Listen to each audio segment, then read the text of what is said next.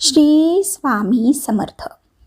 तर मंडळी, श्री स्वामी समर्थ महाराजांना वंदन करून आता पुढे आपण श्री स्वामी चरित्र सारामृताचा 17वा अध्याय श्रवण करूया.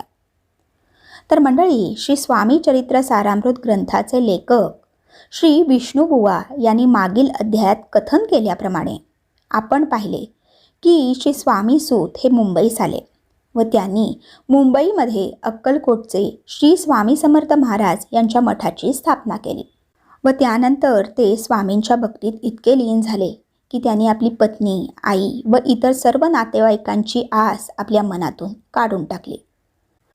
आपल्या सुसंस्कार संपन्न संसाराचा त्याग केला व स्वतःला 24 तास श्री स्वामी समर्थ महाराजांच्या सेवेत झोकून टाकले. आपल्या अंगी असलेल्या अनेक विषयवृत्तीवर त्यांनी विजय मिळविला. आता त्यांच्या मनात कसलीही भीती राहिली नव्हती. आता त्यांच्या मनात आपल्याविषयीचं कोणतंही आत्मसुख बाकी नव्हतं. त्यांनी आता आपल्या मनात असलेली सर्व प्रकारची भीती आपल्या डोक्यातून काढून टाकली व ते आनंदित राहू लागले. श्री हरिभाऊ आता गोसाई संन्यासी बनले होते व त्यामुळे ते सदैव श्री स्वामी समर्थ महाराजांच्या भजन, कीर्तन व नामस्मरणात दंग राहत.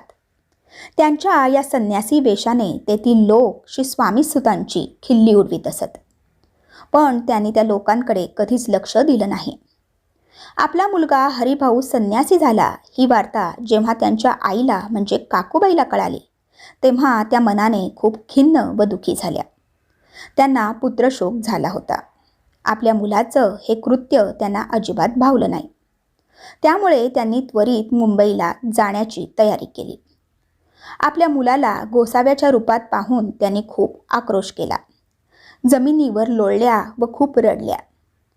आपल्या मातेचा शोक पाहून श्री स्वामी सूत यांनी स्वतःला सावरून घेतले व काकूबाईस आपल्या प्रेमाने समजवण्याचा प्रयत्न केला व त्या आपल्या आईस म्हणाले, आई, मी जरी तुझ्या पोटी जन्म घेतला असला तरी ही एक ईश्वराचीच लीला आहे व माझा मोक्ष त्यांच्याच चरणी आहे.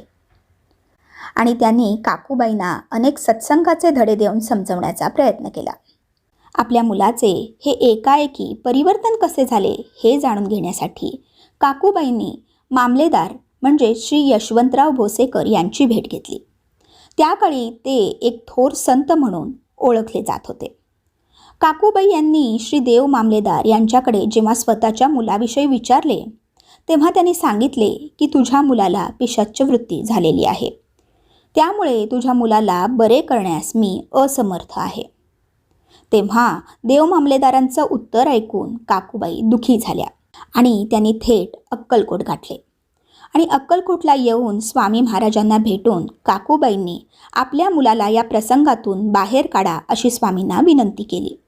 पण स्वामी महाराजांनी काकूबाईंकडे दुर्लक्ष केले. स्वामी सुतांची ही बातमी ऐकून स्वामी समर्थांचे भक्त स्वामी सूत यांना भेटायला मुंबईला आले. श्री स्वामी सुतांचा हा मठ मुंबईतील कामाटीपुरा ह्या भागात आहे.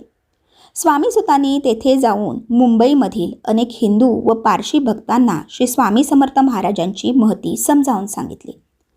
श्री स्वामी समर्थांच्या भक्तांची दिवसेंदिवस खूप गर्दी वाढत असल्यामुळे कामाटीपुरा मुंबई येथील मठ मुंबई भक्तांसाठी अपुरा पडत होता. ही बाब तेथील एक स्वामी भक्त ताई हिच्या लक्षात आली. तेव्हा तिने स्वामी सुतांना आपली स्वतःची जागा देण्याचं जाहीर केलं व ठरल्याप्रमाणे ती जागा स्वामींच्या मठासाठी अर्पण केली.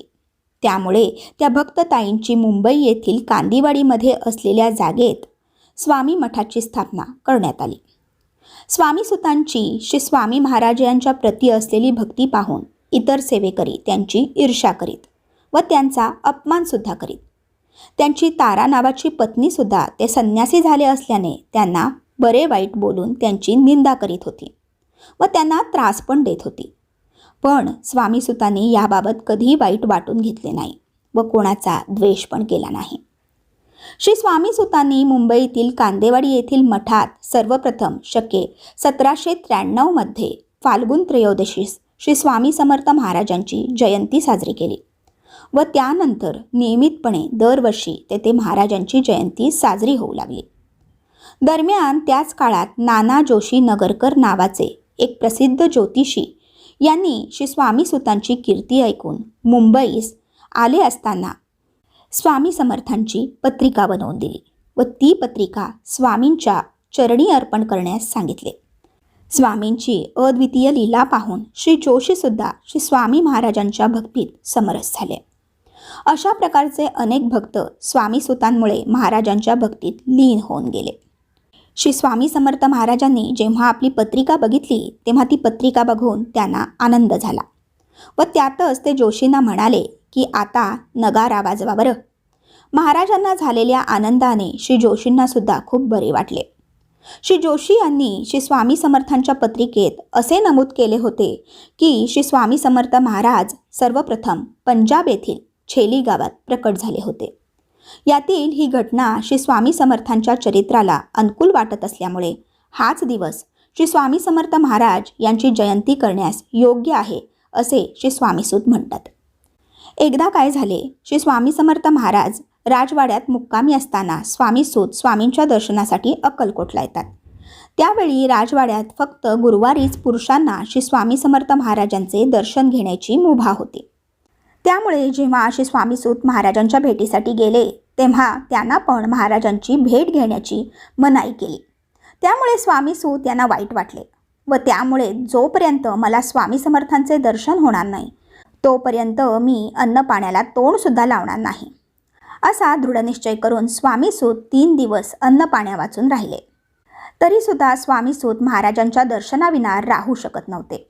त्यामुळे ते राजवाड्यासमोर आले व त्यांनी आपल्या प्रेमळ वाणीने महाराजांचे करुणारागाने भरलेले भजन केले. ते भजन ऐकून राणी खूप भावविवळ झाल्या व शिपायांना सांगितले की स्वामीसूतांना त्वरित राजवाड्यात सन्मानाने बोलावून आणा. त्यामुळे शिपायांनी स्वामीसूतांना सन्मानाने राजवाड्यात आणले. तसे स्वामीसूत धावत जाऊन श्रींच्या चरणांवर पडले व त्यानंतर त्यांना खूप रडायला आले. ते स्वामींचे चरण पकडून इतके रडले की त्या प्रेमाश्रूंनी स्वामींच्या चरणांचा जणू काही अभिषेकच झाला. त्यांना पाहून स्वामी महाराजांना पण आनंद झाला. एक दिवस स्वामीसूत स्वामी भजनात इतके दंग होऊन गेले की त्यांनी स्वामींच्या खडावा काढल्या व आपल्या पायात घालून ते दंग होऊन नाचू लागले. स्वामी महाराजांच्या पादुका स्वामीसूतांनी आपल्या पायात घातल्याच कशा ही गोष्ट इतर सेवेकरांच्या मनात खूप खुपली व त्यांचा द्वेष काढला व त्यांनी स्वामी महाराजांना श्री स्वामीसूतांबद्दल तक्रार केली व महाराजांना सांगितले की स्वामीसूत आता स्वतःला तुमच्यासारखे समजत आहेत, त्यामुळे तुमच्या पादुका आपल्या पायात घातल्या आहेत. स्वामी समर्थ महाराजांचे जे प्रेम स्वामीसूतांवर होते ते प्रेम इतर कोणत्याही सेवेकऱ्यांवर नव्हते. पण इतर सेवेकऱ्याचे मन राखण्यासाठी त्या पादुका महाराजांनी स्वामीसूताला काढण्यासाठी सांगितले. पण या गोष्टीचा स्वामीसूतांच्या मनावर खूप परिणाम झाला. इतर सेवेकऱ्यांचे ऐकून महाराजांनी आपल्या पायातील पादुका काढून घेतल्या. त्यामुळे स्वामीसूत दुःखी झाले आणि दुःखित अंतःकरणाने ते त्वरित मुंबईला जायला निघाले. स्वामी समर्थ महाराजांनी त्यांना अडवण्याचा खूप प्रयत्न केला, पण स्वामीसूतांनी महाराजांचे काही एक ऐकले नाही व ते मुंबईला आपल्या मठात परत आले. स्वामीसूतांना हे सर्व दुःख अनावर झाले व त्यातच ते एका गंभीर आजाराला बळी पडले आणि त्यांचं निधन झालं. स्वामीसूतांच्या निधनाचे वृत्त महाराजांच्या कानी पडले तेव्हा ते खूप दुःखी झाले. त्या दिवशी ते स्नान करीत नव्हते. आपल्या डोक्याला व शरीराच्या इतर अंगांना गंध पण लावित नव्हते. ते कोणाशी बोलत पण नव्हते. ते जमिनीवर लोळत होते व हुंदके देत होते. नंतर थोडे दिवसांनी मुंबईवरून एक वार्ता येते की स्वामीसूतांचे निधन झाले आहे. त्यावेळी पूर्ण अक्कलकोट नगरीत शोककळा पसरते. आपल्या पुत्राच्या निधनाचे वृत्त ऐकून काकूबाई मुंबईस पोचतात व त्यानंतर त्या अक्कलकोटात येतात व स्वामींना पुत्रशोक करून प्रश्न विचारतात. सूत तुमचा मुलगा होता, मग त्याला असे अकाली निधन का आले बरे? जर तुम्हीच त्याला वाचवू शकला नाही तर इतर आपल्या भक्ताचे तुम्ही कसे तारण करणार? तेव्हा श्री स्वामी म्हणाले, आम्ही त्याला परत येण्याची खूप विनंती केली होती, पण त्यानेच आमच्या आज्ञेचे उल्लंघन केले व काळाने ही संधी साधून त्याला माझ्यापासून हिरावून घेतले. स्वामीसूत किती श्रेष्ठ होते हे सांगून स्वामींनी काकूबाईंचे सांत्वन केले. पुढे स्वामीसुतांची मुंबईची गादी रिक्त झाली. तेव्हा आता त्या गादीचा अधिकारी कोण असेल असे प्रश्न सेवेकरी स्वामींना विचारू लागले. अशा प्रकारे ग्रंथाचे लेखक श्री विष्णुबुवा यांनी स्वामीसुतांच्या जीवनचरित्राचे वृत्त या अध्यायात विशद केले आहे. हा अध्याय ग्रंथातील सर्व अध्यायांपैकी सर्वश्रेष्ठ आणि सर्वात मोठा अध्याय असल्याचे ग्रंथरचयिते श्री विष्णुबुवा सांगतात. येथे श्री स्वामी चरित्र सारामृत ग्रंथाचा 17वा अध्याय समाप्त होतो. बोला अनंत कोटी ब्रह्मांड नायक राजाधिराज योगीराज महाराज श्री समर्थ सद्गुरु अक्कलकोट निवासी श्री स्वामी समर्थ महाराज की जय. अवधूत चिंतन श्री गुरुदेव दत्त. श्री स्वामी समर्थ महाराज की जय.